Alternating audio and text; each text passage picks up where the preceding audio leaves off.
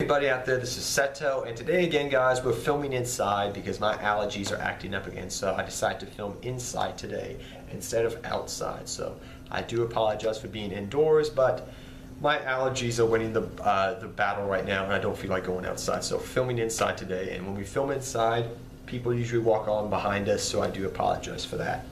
But today guys, we're just going to be talking about my synopsis of what I think the upcoming format's going to be, how it's going to shape out, and things like that. I'm not saying this is the gospel, this is exactly what's going to happen. I mean, don't take it for that.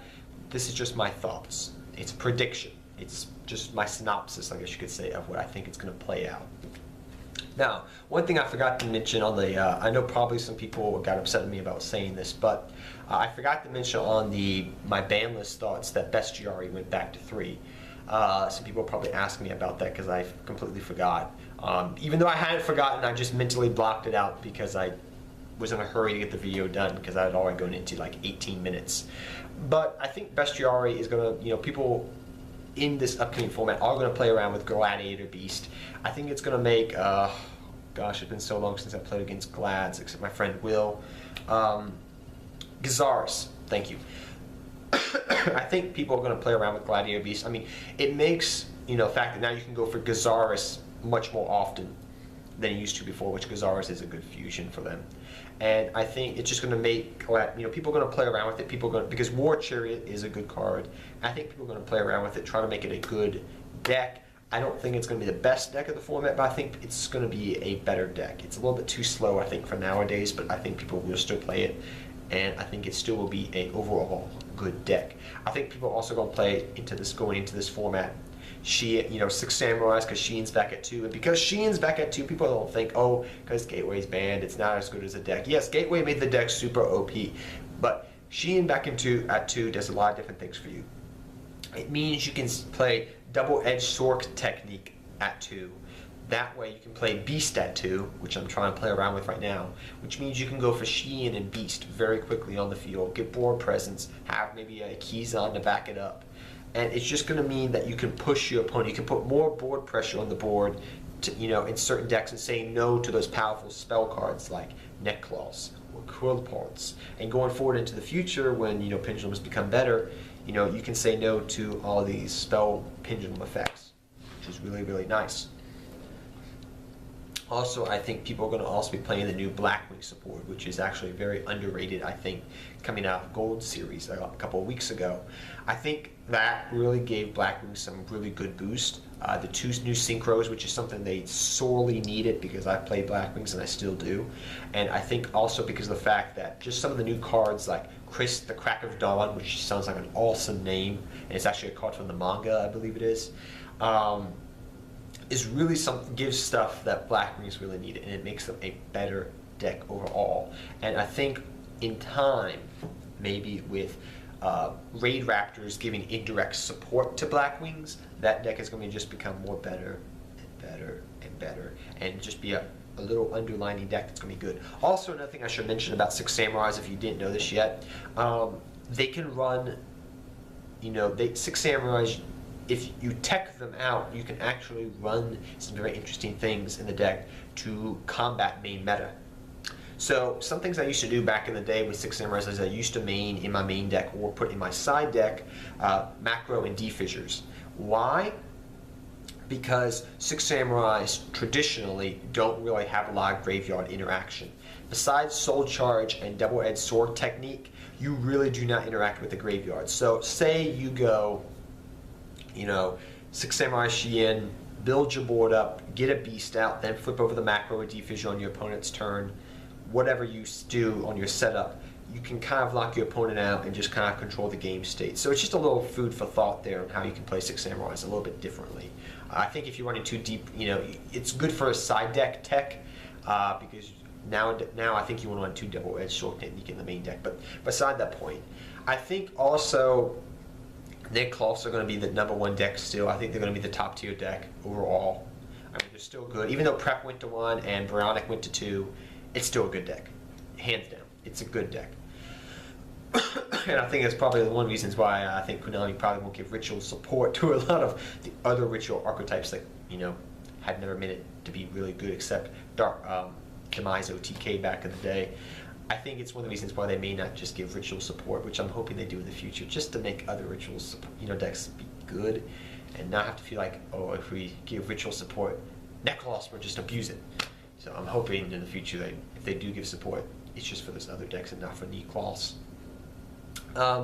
Quilt Pulse, I think even though people think that deck is going to be completely dead because its Floodgates got hit, Sacrifice went to 1, and Scout went to 2, even though people are saying that's going to kill the deck completely, I don't think we've seen the last of it. I think it's going to still persist in the beginning of the format.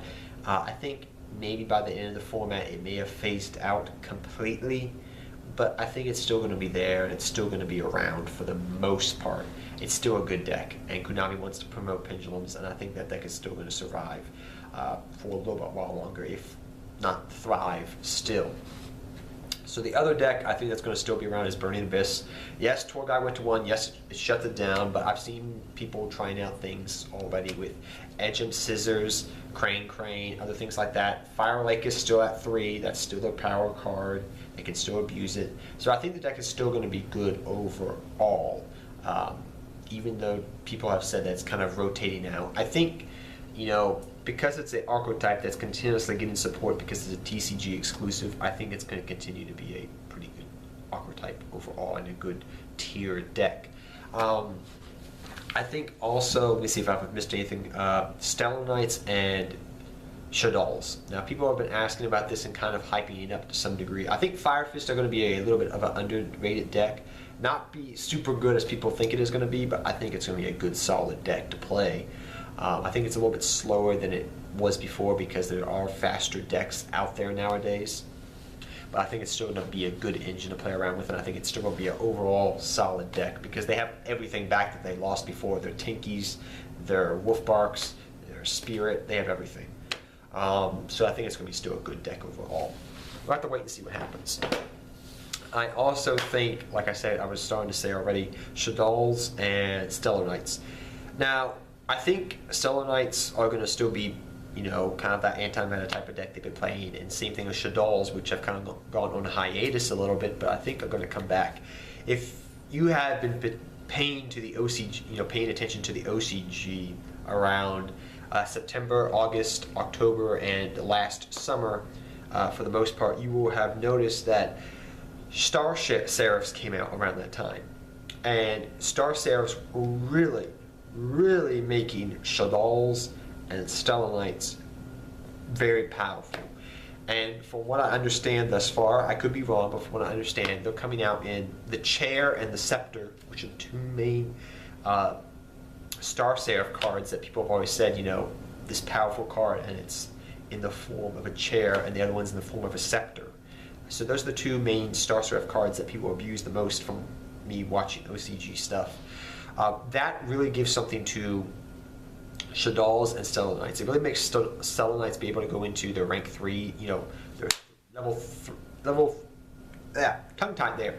Rank 3 exceed monsters a lot more faster. Shaddolls Seraphs have really been very good in the OCG prior to the ban list they had recently, which pretty much just killed Shaddolls in a nutshell.